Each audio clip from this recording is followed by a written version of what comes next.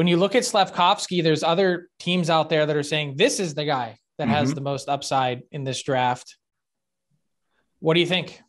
Yeah, I mean, I think there's absolutely a case for it, especially with the way that his season progressed this year. You know, he definitely didn't have it at the beginning of the season. He wasn't producing. He didn't even look that great in the little bit of the World Juniors that we got to see before it got canceled. You know, I thought that he was fine. It wasn't amazing.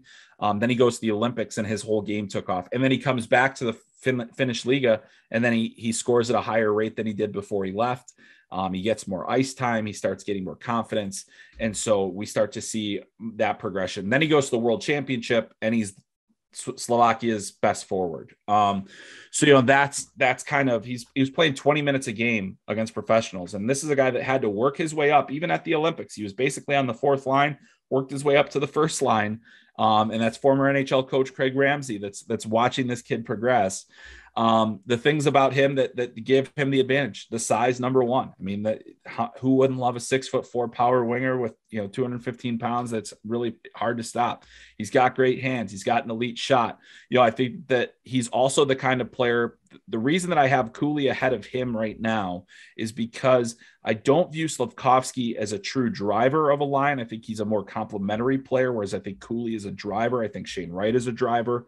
But at the same time, Slafkovsky is better. You know, Slovakia was more dangerous when he had the puck on his stick every time. If he was out there, they were a more dangerous team. And that's because he has that high-end offensive capabilities.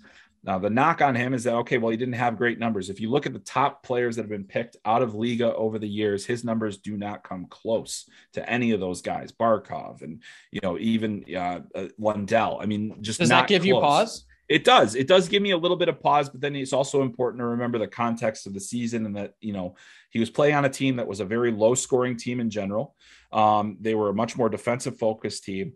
And so he also didn't have the ice time until later on in the season. So I think it even took them a while to realize what they had. And it maybe not until after the Olympics because his ice time shot up and he started producing more. I also think that Slafkovsky is the type of player that is, if you put him with NHL talent, if you put him with elite players, he is going to be that much better. We saw it with Lucas Raymond this year.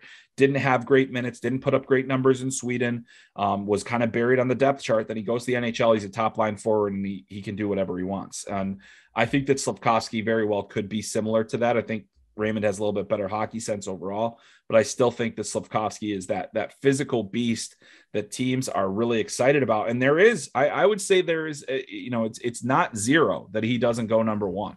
You know, I think that it'd be hard for Montreal to pass on, you know, that easy, good old Canadian boy who has been the best player in his age group for forever versus this guy who's really burst onto the scene the second half of the season. Now, everybody believed that Slafkovsky was going to be a first-round talent, but I don't think anyone would have expected him to contend for number one.